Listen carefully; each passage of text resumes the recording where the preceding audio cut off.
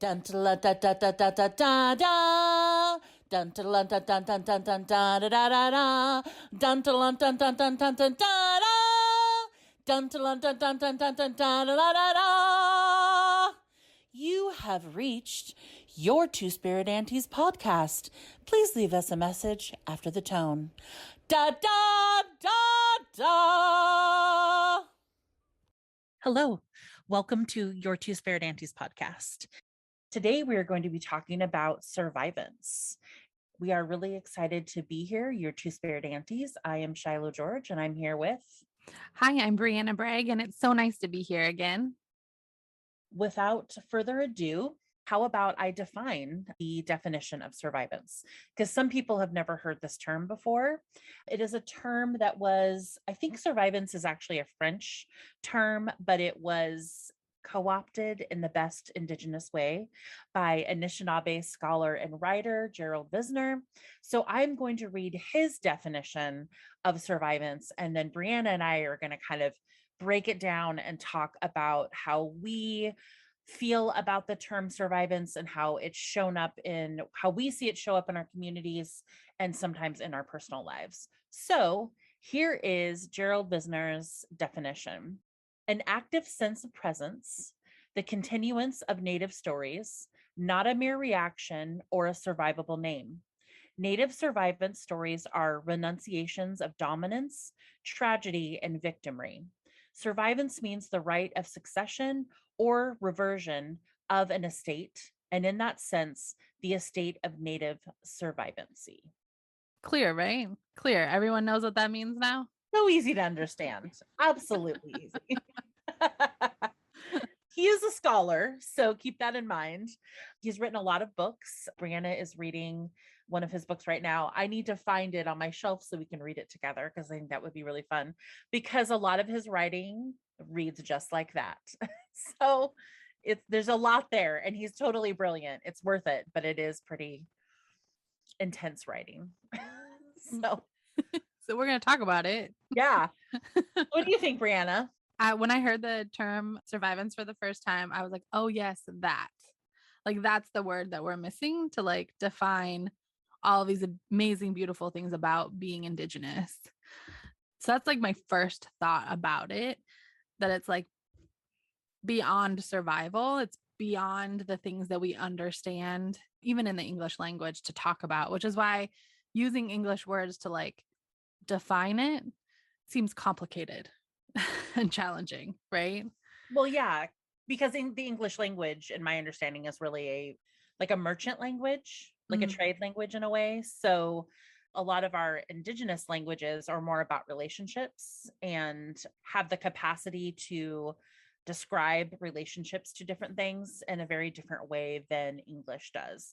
And Visner said, like, this is not supposed to be a easy to understand concept. Like, it's Indigenous, right? It's an Indigenous concept. So it's not going to be clear and linear and colonial. So if you're struggling with that, that terminology and the definition, that's fine, because it's in English and it's clunky and complex, because colonization is clunky and complex. Well, and I think what you said too, like about like how it's relationship based and how so much of who we are as Indigenous people and like, and I'm talking about global indigeneity too, right? Yeah. Not just like Native, but like the idea of being in relationship with a term and also being in relationship with before and after that term, right? Mm-hmm. So like that time span, which gets really kind of like woo for a minute, but but it's like being in relationship both with your ancestors and your great great grandchildren, right? Like this idea that you are the embodiment of all of those things, and that in and of itself is a survivance, an act of survivance. Yes. My understanding too about survivance, my own thought about it is about action. It's about story, obviously, and narrative, but it is about what are those actions that you're taking or others are taking or you as a community are doing towards going past, leaping over dominance, tragedy, and victimry, right? And I think that's like it's really easy to get stuck in a victim mentality. And sometimes that's part of our process of healing, is that we're in that space for a while. But what does it mean to move past that into survivance and into this space that we get to create? And in my mind, we create part of that space by going back into looking at our traditions and our culture and our connections and bringing those into the present and into the future. Mhm. Yeah, and in that thought too, and this is just something that is occurring to me as you're talking, is that it's not even a moving past, it's a moving with, right? I'm carrying these stories of understanding the complexities of oppression and colonization at the same time that I'm holding the wisdom and the joy and the laughter and the brilliance that comes from my community and is moving with us into the future, like you said. Yeah, I think that sounds perfect. It's that both and that we've talked Mm-hmm. about before, that existence of both and carrying a lot of different things at one time. I do want to go back to something that you said, because it's something that I notice I've done a few times. And maybe you didn't mean this at all, but you said something like that might sound kind of woo. And I've done that before when talking about traditions or talking to my ancestors. And I've definitely felt like, and in the context I've said it, has been around like non-Indigenous people. And so I, in my own mind, have really thought about that idea, that like that, I don't know, in my mind, the idea of woo is a very sort of like white, almost like an appropriation of people's spiritual practices or whatever. And so like when I'm talking about my ancestors or culture, it's not ever woo, because it's just real. Does that make sense what I'm saying? Yeah, totally. Yeah. I Like we think don't so. need to like define, or we don't need to qualify when we're talking about our traditions and our culture to anybody else, especially to white people. Yes. Thank you for And in that most gift. cases. I just noticed that I do that sometimes, especially Mhm.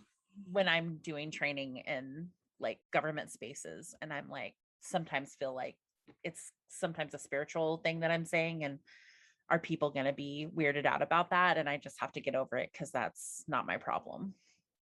That's a good point. Yes. No. And I don't mean woo as in like weirdness taking over spiritual practices. So thank you for that. And I didn't think you meant that. I don't know. For me, when have said that a few times, I felt like I've qualified that to be like, oh, but maybe that's Yeah. not how you meant it. Constantly learning together or whatever. So, where did you learn about survivance? Mm. Undergrad. I was in a child and family studies class, and this person came into our classroom and was like, "Hey, are there any Native students in the class?" And I was like, "Yeah, yeah, I'm here." And I was the only one, I think, in my class, which is not surprising for anyone who has been in any kind of college classes. But she was like, "Yeah, I have this project. Do you want to talk about your life and maybe we can find a story in there?" And I was like, "Yeah, sure. That sounds fun." It was for like a paper she was writing, and I think her name was Beth. And she started asking me all these questions about my life. And so I kind of just started talking to her about it. And it was right when my sister had gotten sick with her first cancer. And she's my little sister. She was just about 19 at the time. And, Beth presented this idea of survivance. And I was like, oh, crap. That's awesome. And so she presented this game of what kind of role would you take if you were playing this game of survivance. And if you're interested in like finding about the game and understanding what I'm talking about, it's survivance.org. And you can actually like go through the whole process yourself. But I started talking about the role of caretaker. And she was like, oh, that's inherently an act of survivance. That's just part of survivance. And I was talking about the caretaker role that I was having with my sister at the time. She was undergoing chemotherapy every other week for 5 days in the hospital, in children's hospital. And then she was going through like 6 weeks of everyday radiation. And so it was pretty intense. And I wanted to be there for everything, and I think I only missed 1 week of chemo because I was sick and I couldn't go see her when I was sick. But anyway, that's kind of like the first time I heard of survivance and the role of caretaker as being kind of one of the sacred roles of survivance and the acts of survivance. And so it was kind of intense to kind of experience all that together while going through a very intense part of my life. So that's kind of the first time that I heard it. But I also, as I was going through that process and being with my sister is a jokester. She is the funniest person you will ever meet. Anytime there was ever any kind of tension in our house growing up, or even now today, like she'll crack a joke or do a funny accent or imitate a turkey. And then everyone just devolves into laughter and everything's better. Right. And that didn't stop when she was going through chemo. So we would play all kinds of games. I think we played probably 500 rounds of Battleship every time she won because she was joking about it the whole time. But anyway, that role of humor also, I think, is wrapped up in that survivance and that act of survivance. And I think is very, very Indigenous. And so I just wanted to kind of maybe go on a tangent, but also not there. But yeah, it's complicated, but it's also very much present in our lives. And I think sometimes don't we forget to like stop and recognize what it is. Yeah. I'm so glad that that game and that the idea of survivance came into your life at that time. Mm-hmm. And I'm so glad that you're able to share what you came up with in that caretaker role with everyone. And, bringing up humor is, I think, one of the top survivance kind of characteristics or acts that I see in my life, but also in our community as well. And we're going to talk a little bit later in this episode of this podcast about some of the humor in our community and how it's used. Thank you for sharing that story about your sister and you getting through that. Thank you for listening. Yeah. What about um, you? When was the first time you kind of heard that word? I think it was when I was also an undergrad and I was really lucky because I mostly the last couple of years of my undergrad just took art classes and Indigenous classes. That was about it. And so it was really a great time that I was kind of working on my identity and the complexity of being mixed, and also my family being very cut off from their culture. Well, my great grandmother, it was a long story, but my grandfather and my dad not really having access to culture. And so because of my great grandmother's trauma, she was a boarding school survivor and had other trauma in her life. So anyways, just kind of exploring that and what that meant to reconnect, and doing that through my art classes and my Indigenous classes. So I would learn things in those Indigenous classes and then work them out in pieces of artwork that I would create. And so it was a really interesting and beautiful process. I was taking Dr. Grace Dillon's Indigenous Futurisms class, and her daughter is Beth. So that's one of the cool connections there. And in that class, there was a lot of people in that class who were very well versed in science fiction and fantasy. I love science fiction and fantasy, not as well versed, but I wanted to learn about sort of the Indigenous aspects of futurisms. And so we read a lot of different short stories. We read a lot of different Indigenous authors, and indigeneity, I mean, worldwide, not just from here in the United States or Turtle Island. And so we read some of Gerald Visner's work, and that's how I learned about the idea of survivance. There was a whole article that she gave us. I have it somewhere in my filing cabinet. And I just absolutely loved the definition and what does that definition mean.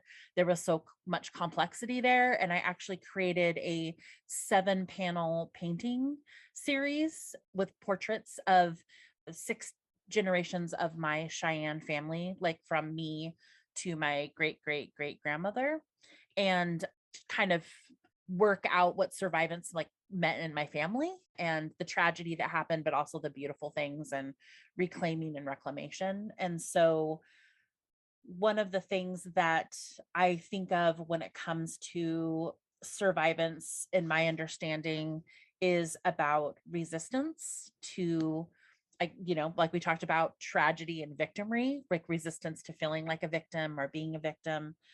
moving beyond survival, which is something that you brought up earlier. And again, like, I had said going back to the past and moving forward, but I really like how you I don't know, like how after I said that, you said it's actually bringing everything together. So I really like that, how you reframed that. I think also the idea of survivance has helped me move through some really, really difficult healing points of in my life. And whether that was, understanding my identity better, or connecting to my body as a fat person, or understanding what it means to be a two-spirit person, and just what it means to be in this space of disconnection and reconnection, and all of what that means at one time in a really complicated hellscape of colonial, living. And how do I ground and connect myself? I think the biggest act of survivance that I have pretty consistently has been my connection to my ancestors. Like, they are my collaborators, they're the ones I talk to all the time. I have a project that I've created with them called my Body Sovereignty Project, which I, talk about often, give presentations on, that type of thing. And it's really a healing process that I've created for myself with my ancestors. And so that to me is a major, major aspect of survivance in my life. And I also have played the survivance game, and some of my artwork is on the website with some of your artwork as well. And I don't think we knew each other at the time that we were playing the game. We didn't. I think it was like maybe like 2 years ago, after we'd been friends for several years, that I was looking at the website again because I was writing something. I like to write about things often, and sometimes they end up on Instagram, but most of the times they just float into the ether. But I was looking at it again and I was like, wait a second, this is Shiloh's picture. I know this artwork. And I started digging around on the website, and I think I called you and I was like, hey, were you part of this project? Like, how did we not know each other? Yeah.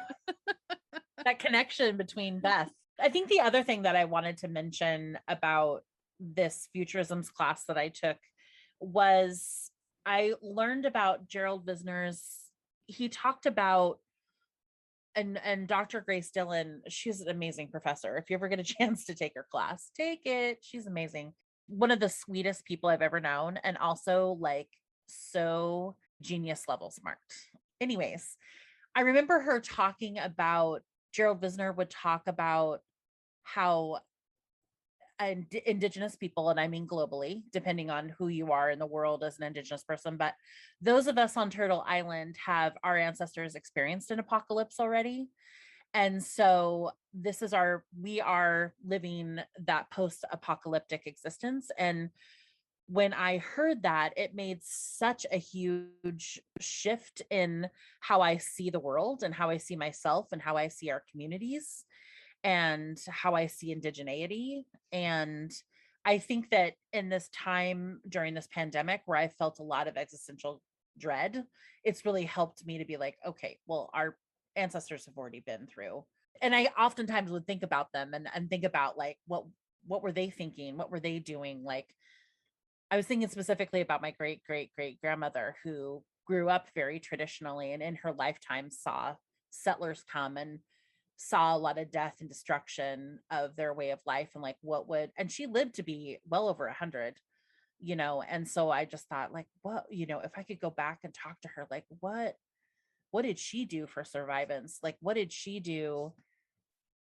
Like, how did she make it through that and live to be over 100 years old? I mean, I think that, you and I talked, and we would like to further dive into this post-apocalyptic existence idea that Gerald Visner talks about at another episode. So Yes, absolutely.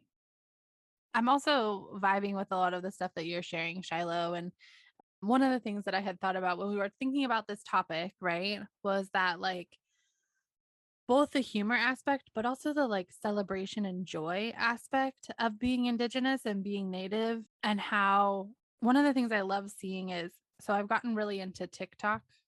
I think you have as well. me too. Oh yeah. Totally addicted. You The and I, our FYP pages must be almost exactly the same. Yes. Yeah, sometimes I'll send you a TikTok and you'll be like, oh yeah, I saw that yesterday. And it happens the other way around too. Absolutely. So but I bring up to TikTok not just to be like, yay, TikTok, but to be like, if you've not checked out like native TikTok, like go check it out, because if you want to talk about an active survivance, like we have young Indigenous people on TikTok telling stories and having their grandparents tell their stories and having their grandparents teach them things that their grandparents taught them. And so I just love like the celebration of indigeneity that happens on TikTok and on all social media platforms, but it has especially taken over TikTok because of the way that you can search it. Yeah. And I think that's been a really big thing. But like the act of joy and celebration that Indigenous people have when we come together, you know, we can think of powwows as one of those things, right? But also the like the celebration of, despite generations of acts of genocide that have been enacted on our community, right? That like we still show up, we still bring all of that history with us, and we bring our ancestors' stories, our ways of dress, songs, music, techniques of taking care of the land, taking care of each other, taking care of our goods, right? And we have passed that all on.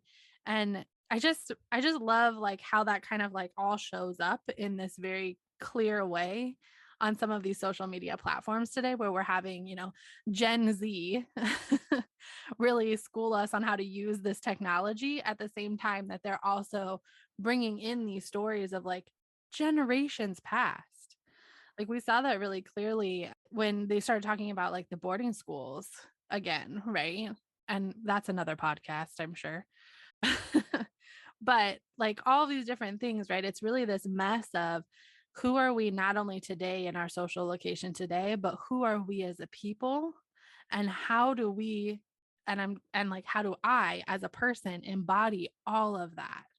And that is what I really love about this term survivance, and about like all the different ways that it can express itself. I don't know. Maybe that was a tangent, but there we go. No, I thought it was great. I loved it. And I think, I know for me, when on this podcast, but also in other ways, like we want to talk about our individual experience, but we also always want to talk about our community too. Like, and it's so easy to fall into the trap of individualism in this country. Our cultural traditions is about connection and community and collectiveness and taking care of everyone. And so I think, like, as we talk about these things, like there's always this like, this is my experience, yet this is what I see in the community. Like for me, I'm like back and forth, back and forth. So I just wanted to point that out. If like people Yeah. are listening and they're hearing us, we want to make sure that we're always bringing in, talking about our communities, always talking about the collectiveness of who we are, both the messiness of that and the brilliance, beauty of it, and our individual experiences as well, and our experiences of our friendship with each other.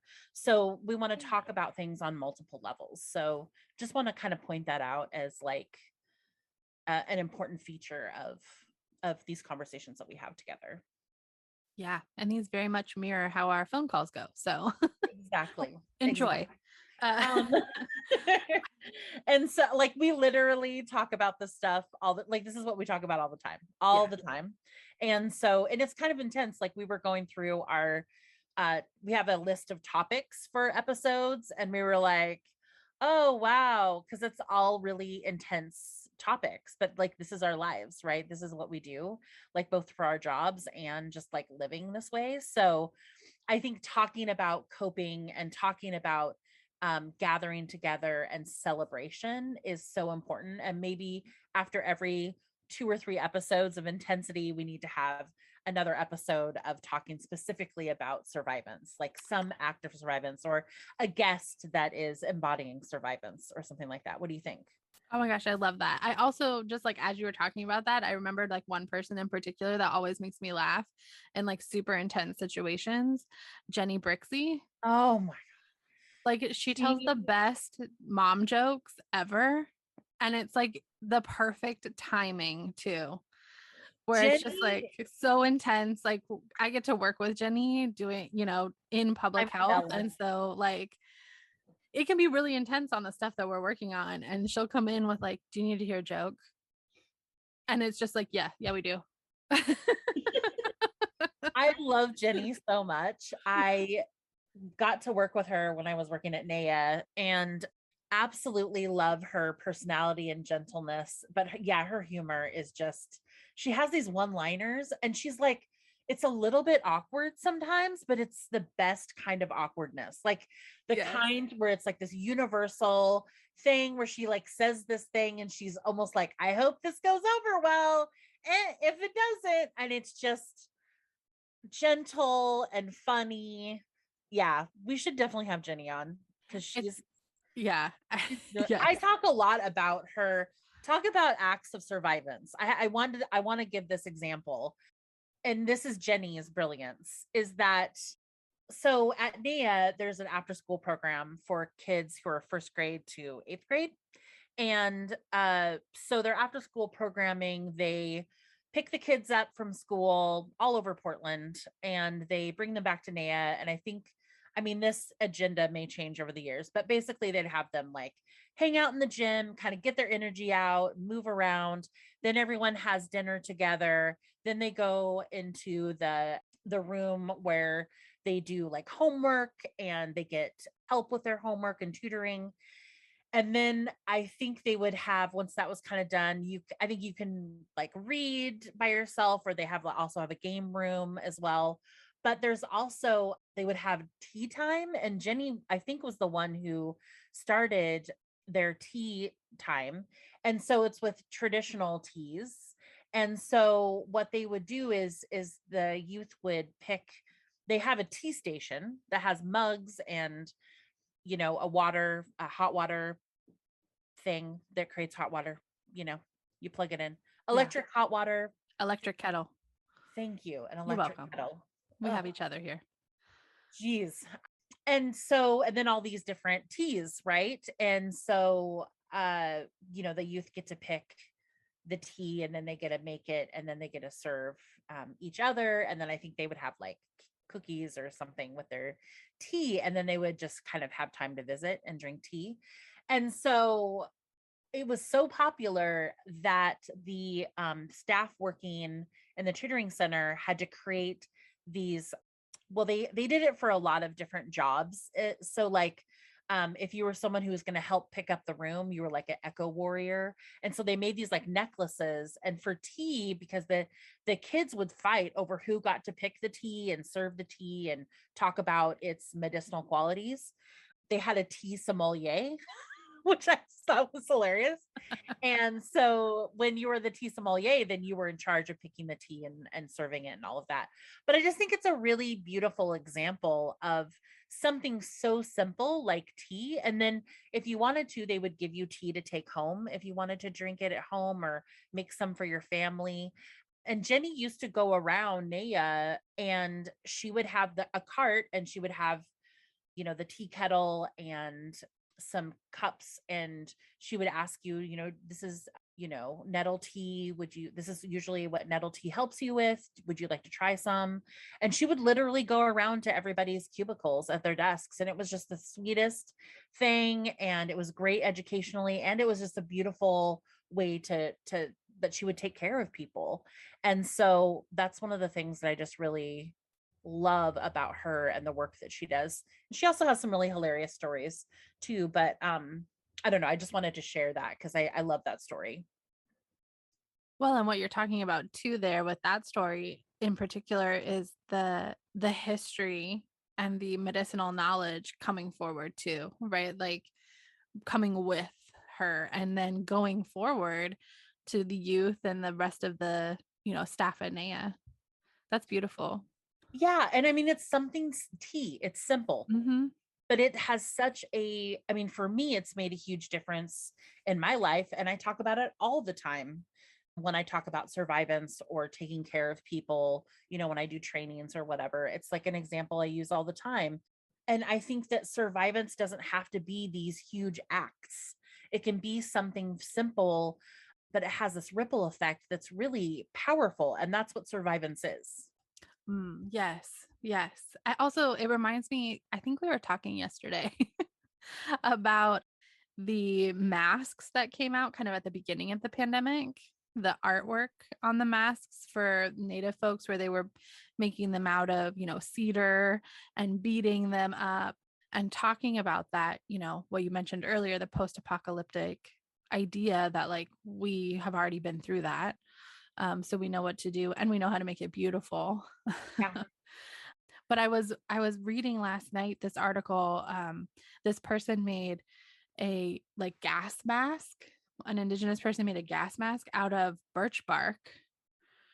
And it was like glorious and also terrifying. And also like it just had like everything in it that really reminded me of this idea of survivance as well, where it carried like the old tradition with it into what we know how to do while also living in this world and during this pandemic, right? um I don't know. It was really interesting. I think too, like me as an artist, like that makes me think of, I wonder about that artist's thought process of like a gas mask has a very specific symbology and I think Yeah. a set of emotions attached to it and Mhm. imagery that maybe goes through people's heads. And so like, okay, the symbol of a gas mask, the image of it, and then how would I indigenize that? How Yeah. would I, what materials that are traditional or techniques that are traditional would I use to make that gas mask?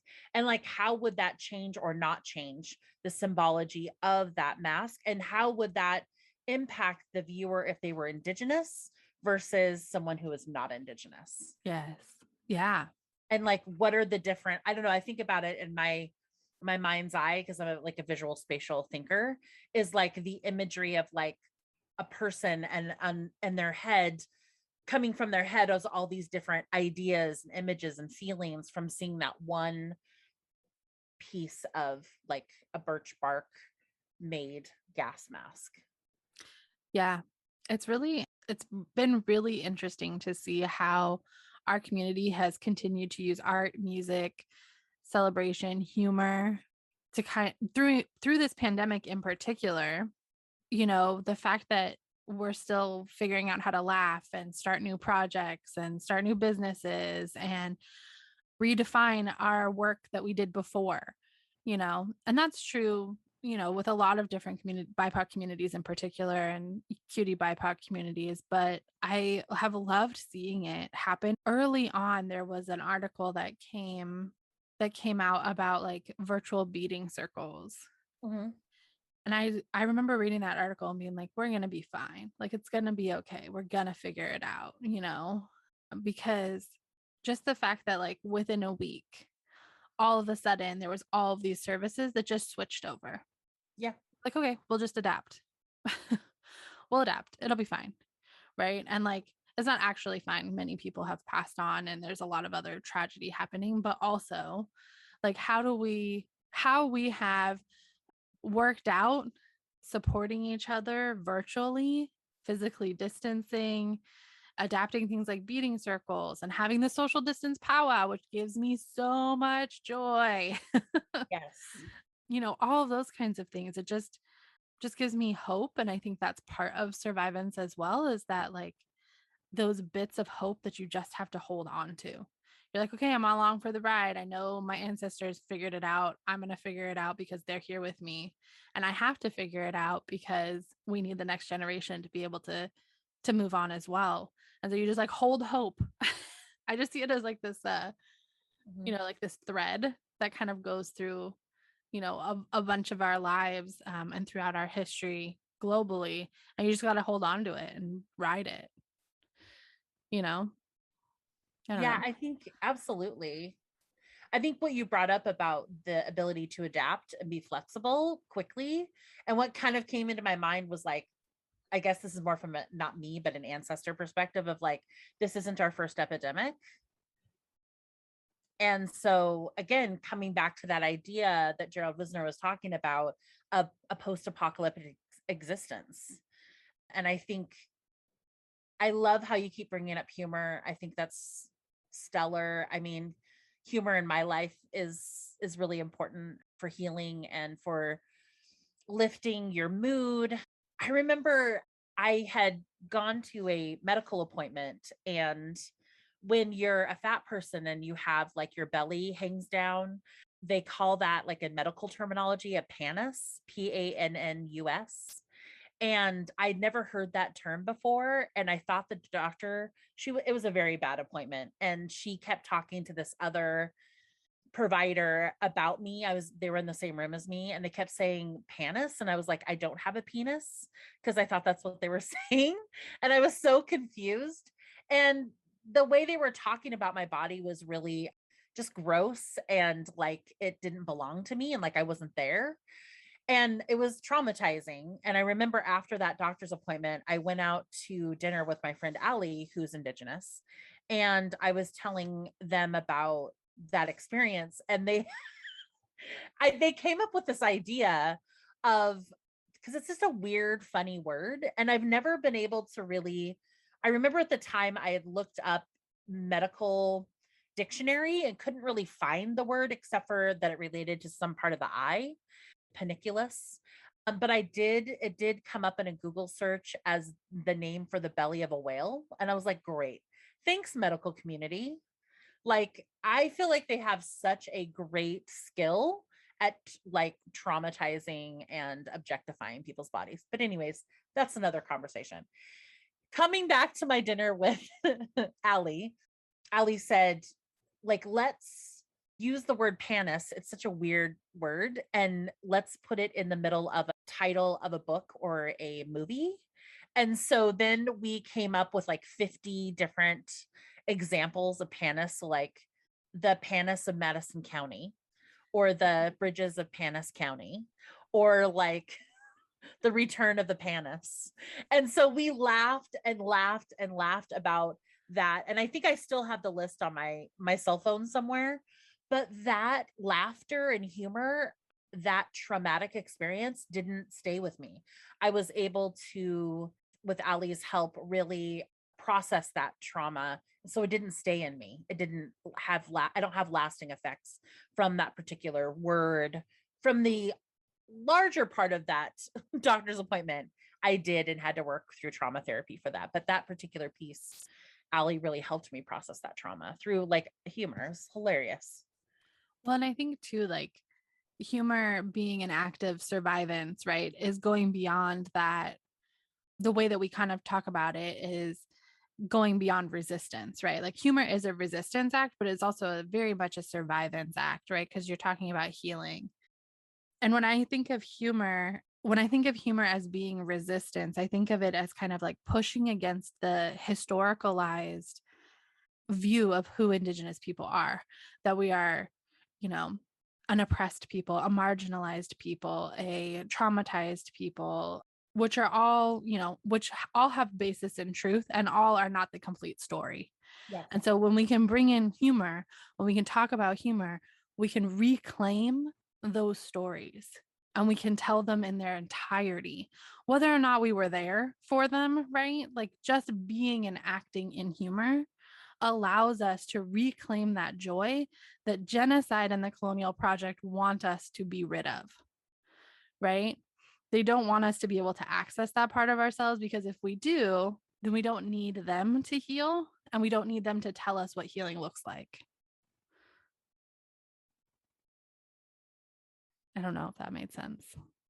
It did. I wanted to give a moment because I wanted people listening to this to be able to get like, that was really profound what you just said. And I wanted that to stick in people's minds. Very profound. That the colonial, mindset doesn't want us to fully be who we are and understand and be in our joy and in our humor and in our love and in our healing, because we don't rely on them. Yeah, I think it was Stephanie Robertson who was talking with me. And I remember getting really frustrated with, all of these trainings about people are just starting to understand historical trauma, right? people outside of natives, right? People outside of BIPOC communities in general are just starting to understand what intergenerational trauma is and historical trauma and all that stuff. And she was talking about like, yeah, we are more than walking, talking buckets of trauma, right? Like we are more than walking, talking buckets of trauma. And that piece of like when we can reclaim our humor, when we can reclaim our stories, when we can retell them, we make it easier for the next generation to be able to do the same. They don't have to do that work. And now they get to be more. They get to grow. They get to heal. They get to live that healed life. I think something that ties really well into what you were talking about with this sort of reclaiming of story is I wanted to bring up this example of Survivance that is fairly recent. So during the pandemic and I was trying to think of the timeline of the pandemic and the election, the presidential election. And I was like, were we in a pandemic at that time? Like my timeline during this whole thing, this pandemic is so weird. So I was like, yes, that's right. Yes, because it's such a mess because right, we had horrible leadership. Probably would have had a very different outcome had we had good leadership. But anyway, during the presidential election, there was on the election night, I remember seeing this in real time myself. CNN put up a poll that showed, I think it was like maybe exit polls based on racial categories. So like white people, Black people, Latinx people, and Asian. And then the last category they had was something else. And I remember seeing that and just being fucking livid. And I was like, who says that? Who, I mean, like I'm used to the other category, which I hate, and I don't think it's okay. It's a total conversation that needs to be had with people doing research and statistical analysis and things like that. They need to quit doing this other category shit. I don't care if it makes it hard for their data or whatever. They need to get over it and figure it out. But also something else, like that's not even human. Like I was just fucking livid. I couldn't believe that they did that. I mean, I should have believed that they did, but anyway. Yeah, no, that I remember that very clearly. I was texting with my dad about it. My dad was like, "What'd they say?" But I Who think would do that that? no, Like right? honestly. But I think it is to your larger point of like the category of other and data, right? Ugh. Like it was Abigail Echohawk that said something about like when they can erase you in data, they can erase you, like you don't mean anything, right? Yeah. Like you just don't exist. And so when you have categories like other and something else is just a dehumanizing way of other, you actually affect people's lives. Like that's a whole nother podcast. Like we could go off about data all day, and I'm happy to argue about data because I like it's so important and it so affects people's everyday lives, but we don't talk about it like that. Exactly. I just like that example. So being so pissed off about that, going to bed, getting up the next morning, looking on my social media, and I started to see these memes coming from our community that were like hilarious, like taking the something else as well, you're something else. And like memes of like, native films. Like there was one from Powwow Highway and, cartoons and people just, like I'm something else. And it was hilarious and I loved it. Or the beaded name tags that came out. Well, that was the thing. I was like, how long is it going to take for the beaded regalia to come out for this? 24 hours or less. I was just like, that's how fast our community adapts to things. Like it was so hurtful and so shitty for them to do that. But then our community takes over that narrative and makes it into a joke and takes back the power of that. Of course, CNN quote, apologize, blah, blah, blah, blah, blah. I don't care about them. What I care about is our community's response was hilarious. It Mm-hmm. made me feel better about the situation. It made me be able to relax about it and kind of be like a little bit like, fuck you, CNN, look at what we're doing. Like, you're not going to hurt us. Like, you don't have the power to hurt us. You don't have as much power as you think you do. We have the power as a community to completely change that narrative. So fuck you. And we did. Like, Absolutely.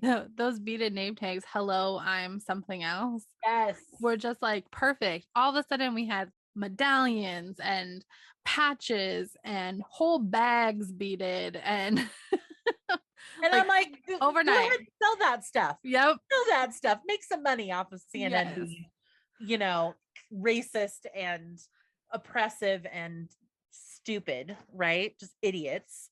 Who does that? Like, I just, anyway, I loved it. I thought it was an amazing example of survivance humor and of taking back a narrative and just doing something else with it. I think that, like, what I've heard from my ancestors is like this colonial mindset is not as strong and powerful as it would like us to think. Yeah. Yeah. I know I mentioned this earlier, but the social distance powwow that came out maybe like 2 or 3 weeks after the pandemic really shut most of the country down in March, that has been such a lifeline for so many people in our community. And like, it's also been beautiful because it's been so clearly illustrated on that in that group how close you are to everyone else in the native community. Like, I'm like, oh hey, I didn't know you knew this person, and they were like, yeah, I'm their cousin, or like whatever. And it's really taken this like very spread out, physically spread out community and been like, oh look, we're all in this group together. And we know each other. Not only that, we're probably related, and it's really like made it beautiful. It's also just like beautiful to see people taking time out of their life and recording their kids, or recording themselves dancing with their children, or recording songs. Like, all the different ways in which we find energy by going and being with our people showed up online in a way that was accessible, Yeah. and perhaps more accessible than it was for many of us before who don't live in those close-knit communities, right? And it really brought like the urban and rural community together in a way that, I don't know, I hadn't seen before. Maybe it existed somewhere else, but in the ways that powwows used to and or still do for some communities. But everything stopped and there wasn't anything. Yeah. I think for communities that are very connected and communal, this has been really, really difficult, right? I mean, we can get through a lot of things together, but what do you do when you can't like literally physically be together, or it's at great risk, right, to be together? So I know that, like, my mental health has been impacted from not going to powwows or gatherings or being around, friends and like laughing. Like, there's that we can do things over the internet, but like there is that loss of connection with each other, like the energy of being together, like, sitting on the bleachers at the powwow, laughing hysterically with each other, and like, seeing all the babies. And I'm always like, oh my goodness, remember that baby? And now that baby is like a 6-year-old and going to school or is graduating high Yeah. school or whatever. Like, you're like, wow, or you get to see these people you haven't seen for very long. It just, or, I haven't had like an Indian taco forever, and I miss that. I miss, looking at vendors in person. I mean, we can find them online, so do that, find these vendors online and support them. But yeah, I just miss the smell. I miss the singing, the drumming, the vibration. Yeah, I just miss all of that. And I think that's part of why sometimes my body hurts really bad and I feel fatigued, and sometimes I have like brain fog. Like today I have a lot of brain fog, and I think it's because I need that connection as an extroverted person, especially. Absolutely. I feel that as well. I think as you were talking, I was thinking about like, you're like, hey, we should post something on Facebook that we're doing this podcast. And I was like, oh, let me look at our pictures, right? I started looking through our pictures and I was like, oh, while you were talking about the like sitting on the bleachers and the smell and the feeling and the seeing and just like all of your senses get wrapped up when you're at powwow and other ceremonies too. But I have a picture of us sitting on the bleachers where you're braiding my hair. Yeah. And I was like, oh gosh, I forget. I would love to do that again. I Also, know. just having someone else braid your hair, like someone you trust and love, that's a big deal to let somebody Yeah. else braid your hair. And like, there are very few people in the world I would let touch my hair. Yeah. and because there's so much energy that goes on there. Anyway, I just that image came to mind when you were talking and how much I miss that as well. That's one of my favorite photos of us is that day. I know exactly the exact photo you're talking about. And so yeah, I miss that too. We'll have to do that in the future. Braid each other's hair at the powwow. Yes. Goals, life goals right there. Yeah, absolutely. That's the acts of survivance, right? Pandemic goals. Yeah. Um Oh, someday we'll get through this. We'll be able to be together again. So we've talked about the idea of survivance. We've given the definition from Gerald Visner, and I really encourage listeners to, look him up, look up his books. He really will blow your mind, really. And we've talked about what survivance means to us, how we learned about it, how it's impacted our lives. And we've also talked about how it shows up in our communities. And I feel I've loved, the things that you've said about survivance and how you broke it down, Brianna. I think you have a lot of really good ability to talk about these concepts that are so complicated and breaking them down in ways that are understandable, but also make me feel really good and hopeful, right? That, you talking about joy and things like that. So I really appreciate that. I think I kind of needed that today. So I love these conversations because that's what we get from each other, right? Yeah. That's why we hope that you also felt some joy and laughed a little bit today. Yeah. And hopefully it got you to think about your life and some of the things that you're doing. And I encourage you to take some time if you want to think about how survivance shows up in your life and how you are, moving through the complexity of the world right now, or even if how your ancestors have, and what are some of the lessons you can take from that. But yeah, so it was a really awesome conversation today. As we kind of close, Brianna, is there anything that you would like to let anybody know about that we didn't kind of get to in our conversation? I think like I just wanted to add on to what you just said about, folks taking a look at what they're doing and finding the survivance and how they're responding to not only the pandemic, but just like the state of the fucking world. Like, and be gentle with yourself and find those pieces of hope. And I would say, I encourage you to share it with someone because when you can talk about it, when you can show a picture about it, when you can paint about it or bead about it or anything else, right? Or dance about it, right? Like when you can share it with someone, that is the act of survivance, right? Like that is the part of the relationship piece that very much goes against colonization and white supremacy, is that being in relationship around the ways that you survive and the ways that you thrive, even in chaos. And so anyway, I just encourage you to call someone up or post about it, or I don't know, mail a letter to someone. Do something, share about it. I think that's great. I think that's excellent. And I think that's really important at a time where isolation is overwhelming. And some people have to be in isolation because of their health and what's going on with them. So yes, those acts of survivance, please share them with each other. You can share them with us if you want to. We are your two spirit aunties, and we love you very much. We're very proud of who you are and how you're walking through the world. And the complexity of what's happening right now. And we, again, hope that you think about survivance and your life and share that joy with others. And so we hope that you have a beautiful and blessed day. Take care of each other. Yes. Bye-bye. Bye.